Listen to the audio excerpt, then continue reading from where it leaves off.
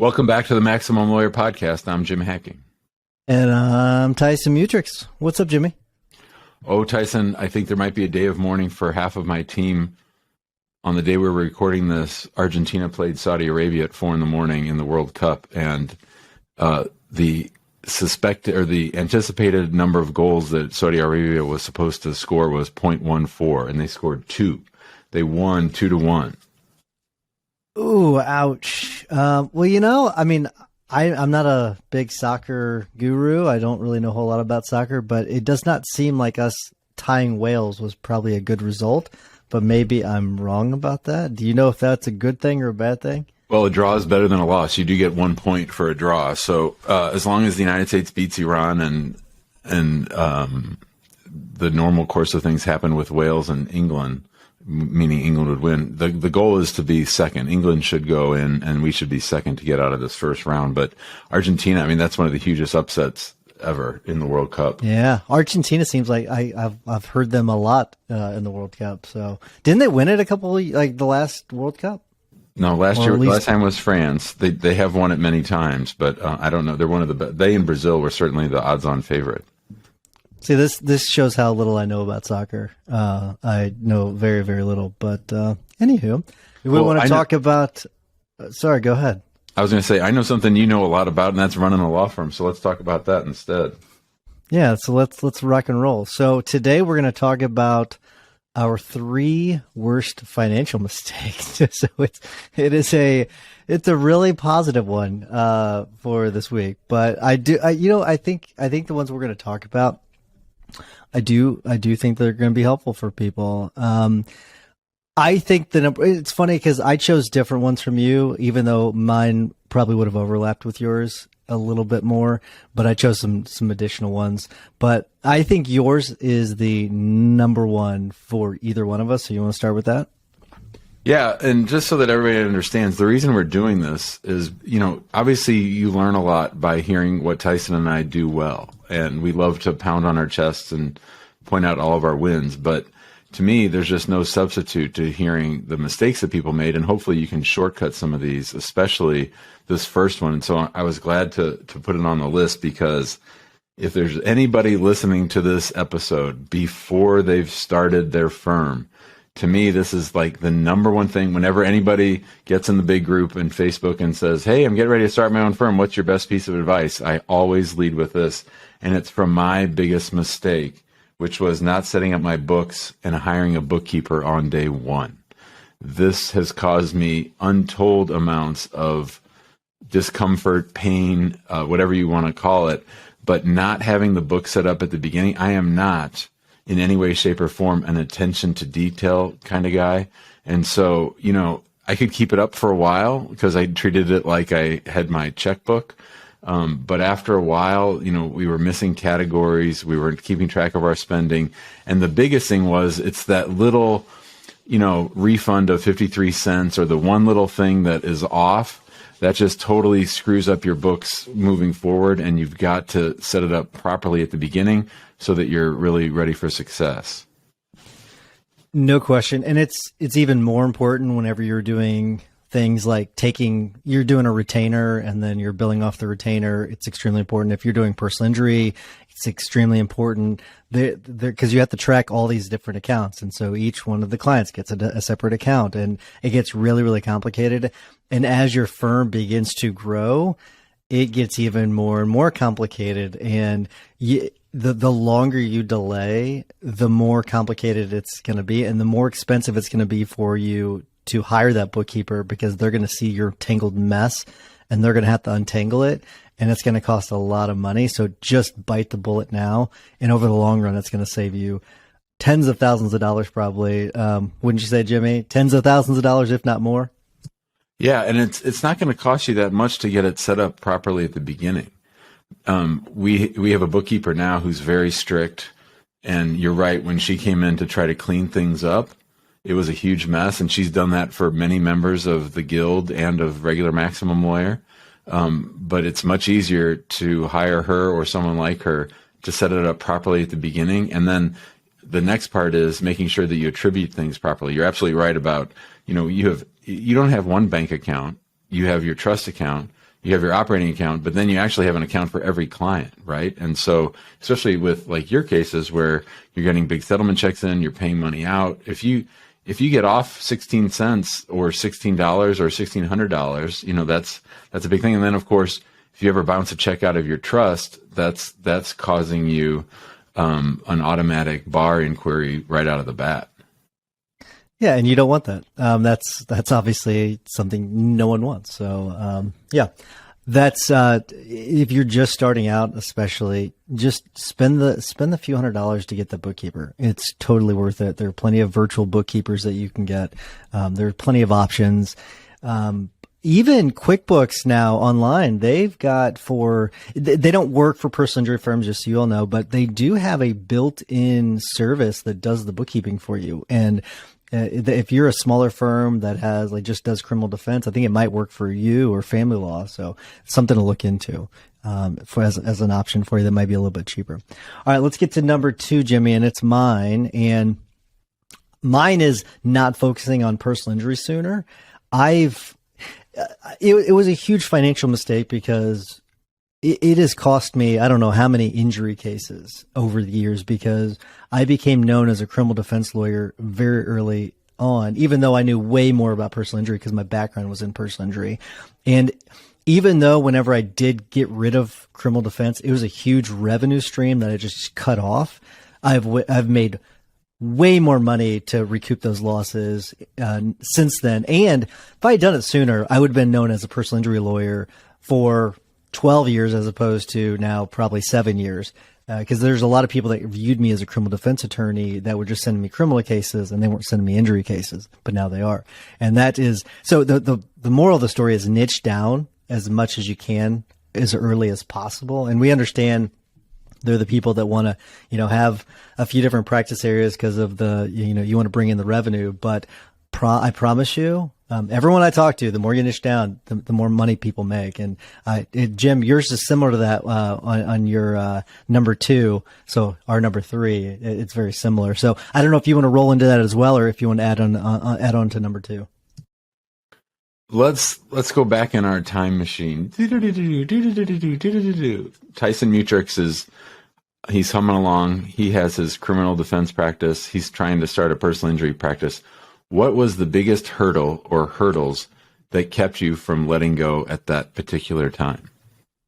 Golden handcuffs, no question. Because we were early on, pay-per-click for criminal defense. It was like shooting fish in a barrel. There were not a lot of people in St. Louis doing it whenever I first did it. So I could pick up clients in no time. It was very easy to get criminal defense clients. Even from an SEO standpoint, it was pretty easy. So we had a very steady stream of revenue that was coming in. And what it was doing, it was strangling the injury practice. I had plenty of injury cases, but I wasn't able to move those cases along.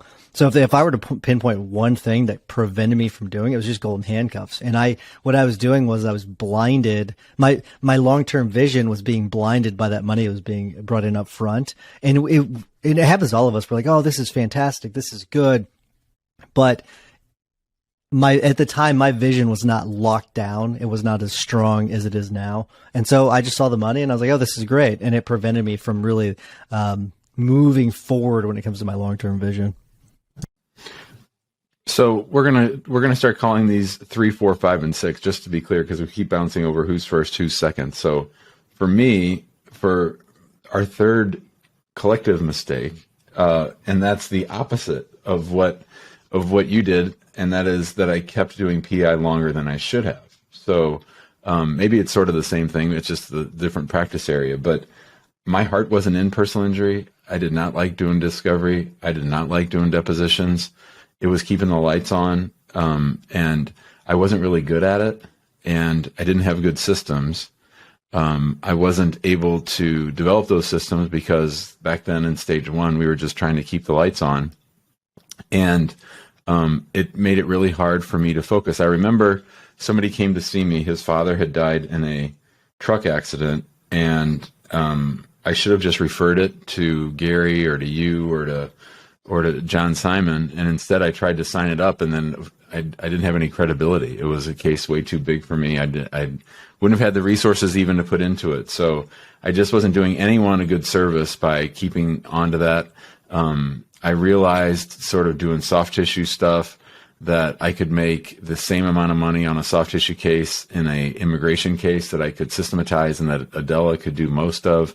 So it really hindered my ability to make the firm the way that I wanted. And more importantly, no one was beating down their door to hire Jim Hacking to be their personal injury lawyer, right? Like immigration, there was what Gary Halbert would call a starving crowd. There was a need. The phone was ringing. There were people that had been helped by us that wanted to recommend us to other people. It was just so hard for me to let go of it. And it just affected so many things. My marketing was off because I was trying to market different things, and my website was a mess. And it just for so many reasons, holding on to that for as long as I did really led me down to some bad financial places. And it was only the desperation of, boy, this isn't working. Like, I need to do something differently. And that was to niche down and focus. I did it out of desperation more than anything else.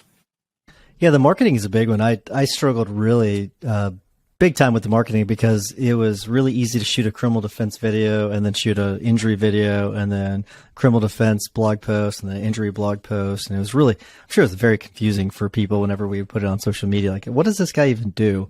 Here's something else you just said. And like you as an immigration lawyer, Jim, you could handle a soft tissue case and get, the same amount you'd get for for whatever other kind of case you handled, right? But if you had referred that same case over to me or Gary, we would have gotten substantially more money for that case, and you would have probably gotten the same amount of money for doing no work. And that's one of those other things where if you just refer the case out, let's say you don't get a referral fee, you'll get more referrals. That's another part of it. You'll get more referrals on your practice area. But if you're referring out the injury stuff, you're going to get paid just as much probably as if you would have just held on to the case yourself.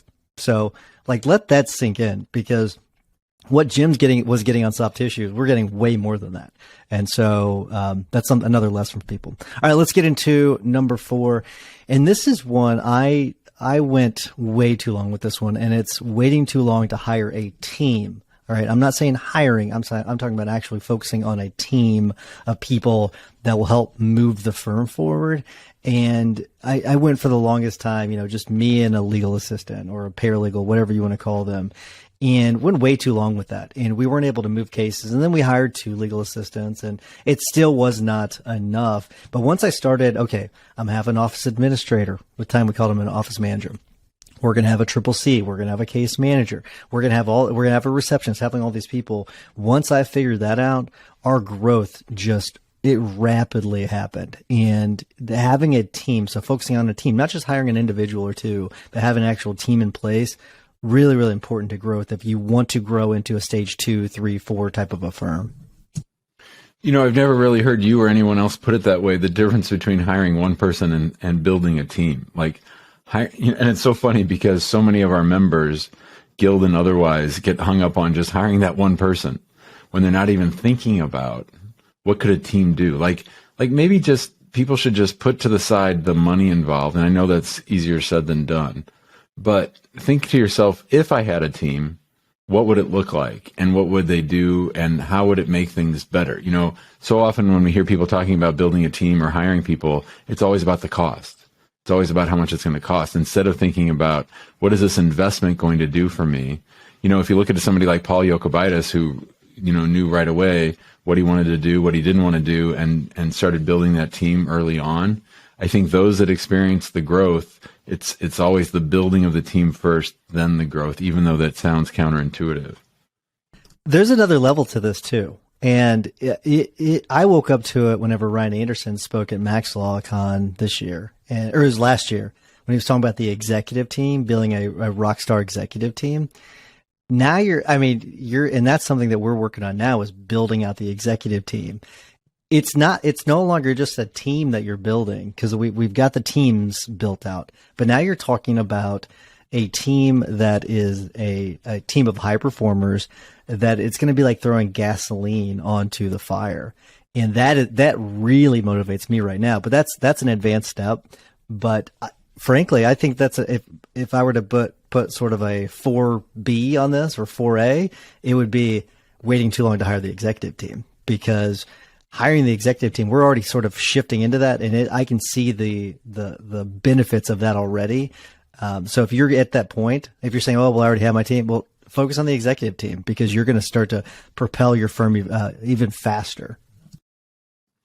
We just promoted two of our team members up to the leadership team, so now we've gone from 3 to 5, and it's been huge. It brings up more issues, but it also brings up more issues, right? Like, so it's a good thing. It's a good thing, and to your point, I'm really feeling like, unbelievably, there needs to be another layer in our firm, right? Like, we're about to have they're going to have teams that they're running in a serious way, and it's pushing me to be a better law firm owner and to develop new skills. Love it. All right, so let's get to number 5, Jimbo. All right, so anyone who talked to me the first 10 years I owned a firm, they would hear me sort of giggle, hee hee hee.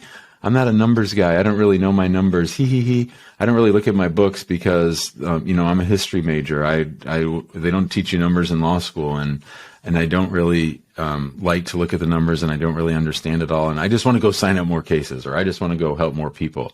That is total bullshit. Like, saying that to yourself is irresponsible. It's actually irresponsible, and I would say immoral to the people that are relying on you. That if you aren't willing to educate yourself and to develop those new skills and to learn what numbers are important, what numbers aren't important, then you're really setting yourself up for failure. But more importantly, you're letting your team down, because if you're not looking at the numbers and you don't have someone, and I'm not saying you have to actually do the mechanical work of tracking the numbers. I'm just saying you need to understand what the numbers are, what the important numbers are, what the important numbers mean to you and your firm, both in the short term and the long term.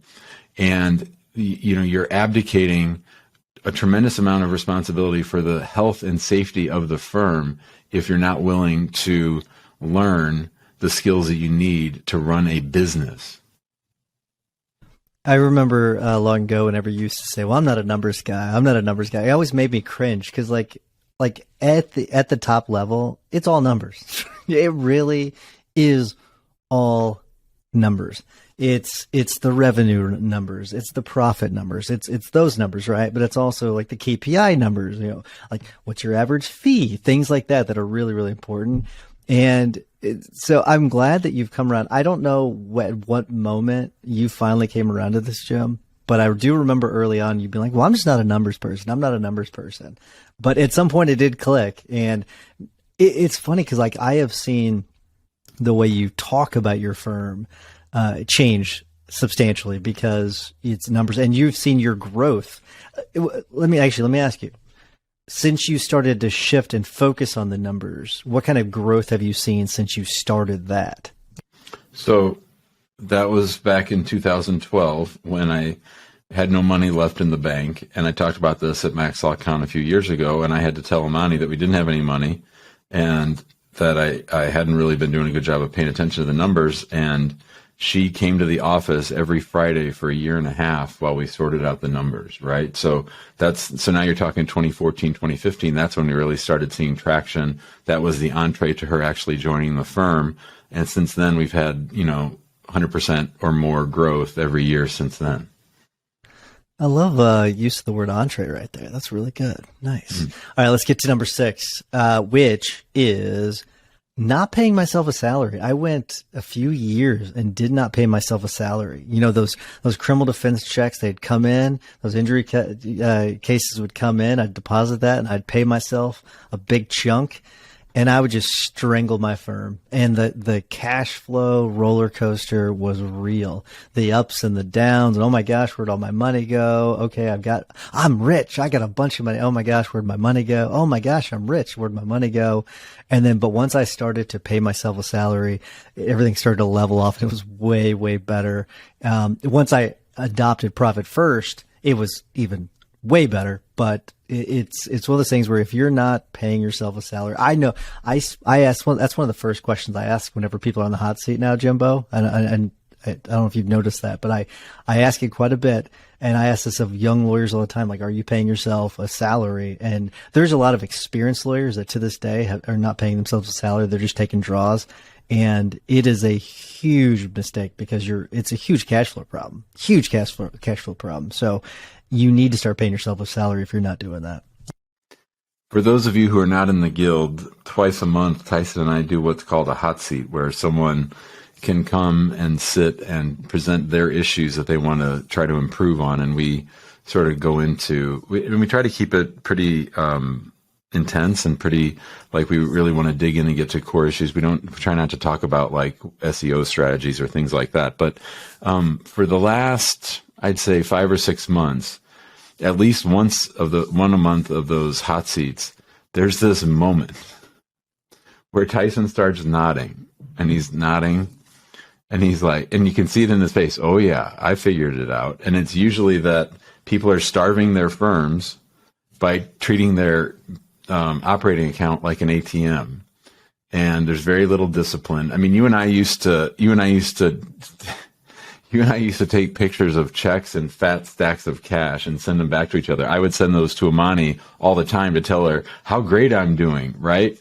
But if you're really doing great, you're paying yourself a salary. You're treating it like a business. It's not a financial extension of your personal bank account. And you probably even need to think about making it hard to transfer money from operating to your house fund, just so that you are mindful of it. But it's just so easy when you don't have any checks or balances and you don't have anybody looking over your shoulder to just do whatever the F you want. And that's really just not a good way to run your firm, and especially your firm finances. Love it. All right, Jimbo, we do need to wrap things up. I want to remind everyone to join us in the big Facebook group, easy for me to say. Join us in the big Facebook group. Lots of great just information being shared always there. And then if you want a higher level conversation, go to the guild, go to maxlawguild.com. We would love to see you there. You'll get to experience all of our trainings, all of our maximum lawyer and minimum time course. We hope you will join us. And then while you're listening to our tips and our hacks of the week, if you'll give us a 5-star review, we would greatly appreciate it to help spread the love to other lawyers that need some help. Jimmy, what's your hack of the week?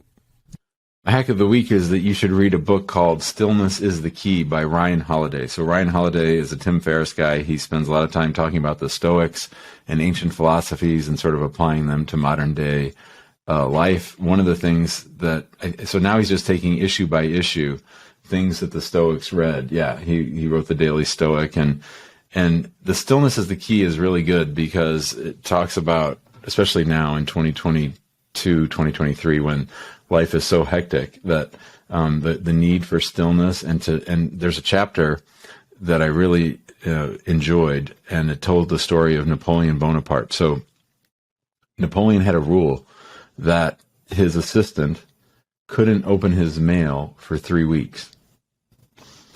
The assistant couldn't open the mail for 3 weeks. And the reason for that is because 3 weeks later, Napoleon liked to look at the mail and laugh at about all the supposed problems that had solved themselves while he ignored the mail. Now, we get those letters now in email form, all these emergencies of the day, where they're probably clamoring for Napoleon or you to jump in and fix.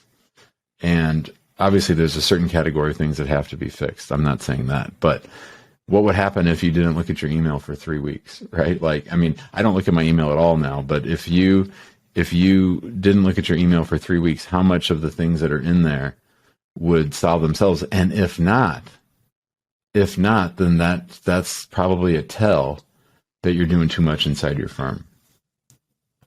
That's great. I like that. But Jim's not advocating to ignore your email. Just have someone check it for you. So just a disclaimer for you there, Jimmy. Get someone complaining, hey, I ignored my email for 3 weeks and then I got sued. We're not saying that. All right. So mine is, and by the way, there's the Daily Stoic. I recommend it. I've got it right here on my shelf, and I just grabbed it. And there's every day there's a new quote that he lists, and then he interprets it. My tip of the week is I just want people to Google or go to YouTube or go to TikTok and search "I Want More Levels" Kevin Hart, and it is. I love it. He's being interviewed by Joe Rogan, and he's talking about how, like, once you change your mindset, new levels are opened up. And then when you change your mindset again, new levels open up, and you can get more levels if you just change your mindset. And I love it so much. I've been listening to it every single day. It will pump you up. So if you need to pump me up, go check it out. I promise you'll like it. It is so good. It's a 30-second clip, but I just like listen to it on repeat. It's so great. And Kevin Hart. People don't know this. Like, he's obviously a comedian and actor, but he does a lot of things business wise, and he's doing some big things. He's kind of like The Rock, just on a smaller level. I meant that on purpose. Because he's so kind. That's an awesome tip. I'm going to go find it. It reminds me, there's a little clip of Arnold Schwarzenegger where he's talking about how no one ever believed in him, and he goes, "I never listened to those losers." And I listen to that. I never listen to those losers all the time. Like, I listen to it like 4 times a week. It just makes me laugh.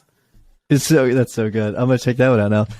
All right, Jimmy. It's been good. I will talk to you later. Have a good one, everybody. Brother. See ya. Yep.